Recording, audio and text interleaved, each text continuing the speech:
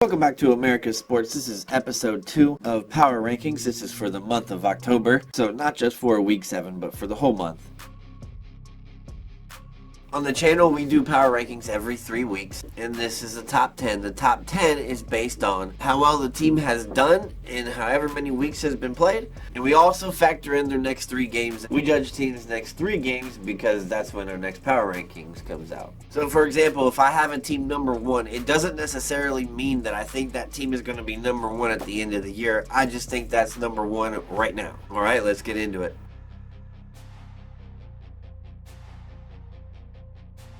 Number 10, I got the Cleveland Browns. It's harder to gauge teams that have already been through a bye week because they've played one less game than everyone else. Now, 4 of their first 5 games have been in Cleveland, and I think they're a much better home team than on the road. Time will tell about that because we've only seen them play 1 road game, and it was a loss. Despite this, though, they were able to beat the 49ers without Nick Chubb, obviously, for the rest of the year, and without their starting quarterback as well. I do acknowledge that Cleveland had a lot of things go right for them in that game, but they still won regardless. Their other wins are to the Titans and then the Bengals in week 1. The thing that concerns me is Deshaun Watson. I'm not sure what's going on with that in terms of his injury, and I'm not sure anyone is right now except for him and his people.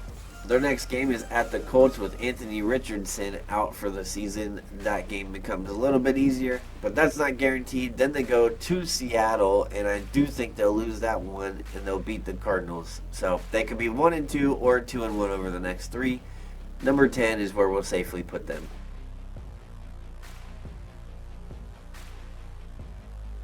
Number 9 is the Baltimore Ravens, showing respect to the beatdown that the Ravens put down on the Browns. Their losses are to the Colts and the Steelers, who may or may not be on this list. I still don't think Lamar is getting enough help at the wide receiver position. OBJ is good at times, but he's older now, and I like Flowers, but other than that, I just don't know where to go with a wide receiver, and the drop balls is evidence of this. Their defense is fine, Roquan is awesome, and they're the highest scoring team in the AFC North, while also being tied for first in sacks and number 2 in yards allowed. This team can only get better from here, but their next 3 will challenge them. They play the Lions next, luckily at home, at Arizona, and then home for Seattle. To me, this looks the same as Cleveland's next 3, either 1-2 or 2-1. I don't think they go 3-0, but it is possible, obviously.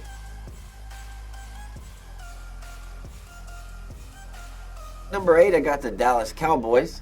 They are 4-2, and I do still like this team. We do have to address that they have not been the same defense, but Stephon Gilmore is so clutch. They've got really bad losses, and that's why they're outside the top 5. Dallas is number 3 in turnover differential, and they also have a plus 54 point differential. That's huge, considering one game they lost 42-10. I honestly would like to see them run the ball more with Pollard. They have wins over the Giants, Jets, Patriots, and Chargers. None of those teams are 500 or better, so it's not the greatest collection of wins, but again, you can only play who's on the schedule. And in their next 3, they get to play the Giants again, but this time it'll be home. Their next game is home for the Rams, at the Eagles, and then like I said, home for the Giants, and win at least 2 of those, and they are capable of beating the Eagles too.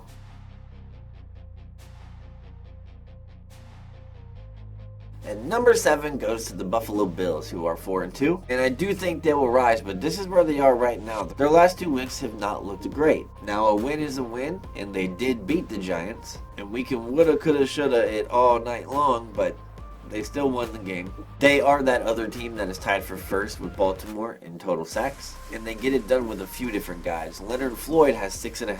AJ Epineza and Ed Oliver both have 4. And then on offense, they're still number 3 in points per game and number 5 in total yards per game. Their next 3 are at the Patriots, home for the Bucks, and then at Cincinnati. I do think they win at least 2 of these, maybe 3 if they can win in Cincinnati.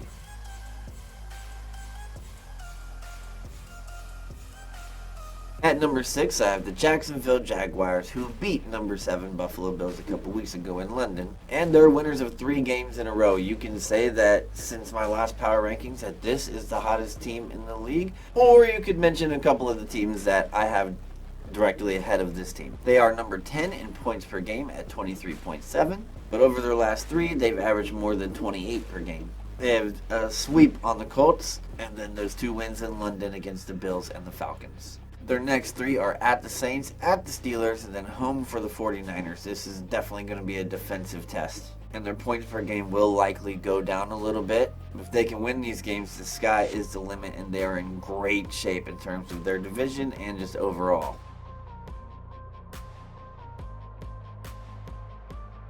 Now we get into all the 5-1 teams. At number 5, I have the Detroit Lions. I know that Lions fans think that they're higher up than this, and that's fair. Their only loss is to Seattle, and Seattle is 3-2, but Seattle's a good team, and it was an overtime loss. They're number 4 on offense in points per game, and number 3 in total yards per game, being number 4 in passing yards per game, and number 8 in rush yards per game. Overall, pretty solid in both areas. And since that loss in Seattle, all their wins have been in pretty convincing fashion as well. Samuel Porter is amazing. He's my fantasy tight end, but he's doing even better than I thought he'd be doing at this point. Next 3 are at the Ravens, home for the Raiders, and then at the Chargers. So they're on a bit of an AFC run here. After this, they will only play one more AFC team for the rest of the year.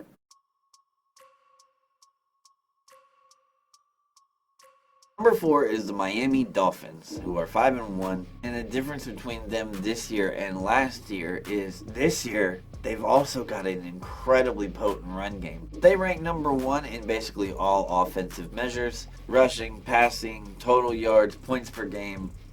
The only thing they're not number 1 at is point differential, which is tough because they beat a team 70-20. They lost rookie running back Achane, and Mostert has run just as well. Also, Jalen Ramsey returned to practice for them today. That is mind-blowing and awesome. Anyway, Miami will have their opportunity to show themselves off yet again as they go to Philly this upcoming week. Then they're home for the Patriots, a divisional game. Then they get to play at home for the Kansas City Chiefs. So yeah, we're going to learn a lot more about this Miami team when it comes to playing the top tier teams, and I am here to see how it all unfolds. I can't wait.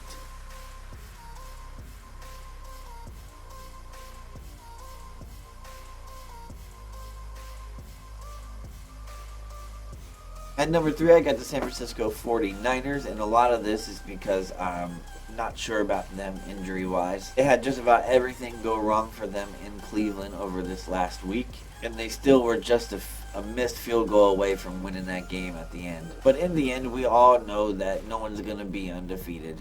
So we kind of knew it was coming at some point, right? Might as well be an AFC game. Yeah, they're a great defensive team that is also number 2 in points per game. They're potent, pretty much great on every side of the ball. I noticed a significant dip in that game when McCaffrey got hurt, so his health is going to depend on a lot, but he is not ruled out yet, as the loss in Cleveland was the first time they didn't score at least 30. These next 3 are also testers, as they go to Minnesota next, which Minnesota's 2-4, but they're not an easy out. Home for Cincinnati, and then at Jacksonville. By the time we do our next Power Rankings episode, they will have only played 2 games.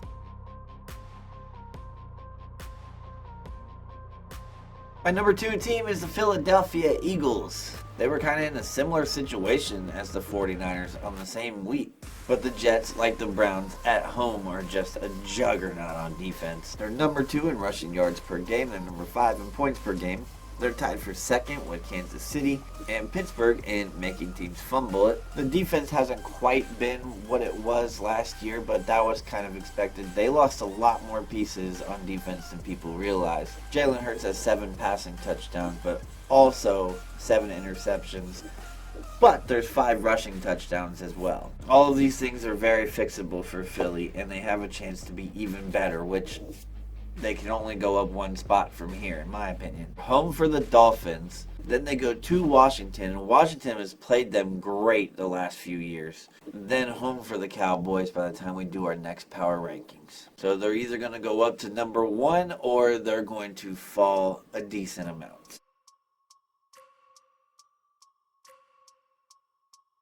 And number 1, obviously, that just leaves the Kansas City Chiefs. They've won 5 in a row. The team that we saw in the first 2 weeks is Not the Kansas City Chiefs at their full peak, and not the Kansas City Chiefs that we see now. There's been a whole lot of hoopla that's been made over the Kansas City Chiefs getting some calls late in the games. I'm not really here to speculate on that, but I'm here to speculate on what we know, and that's the Kansas City Chiefs are just winning.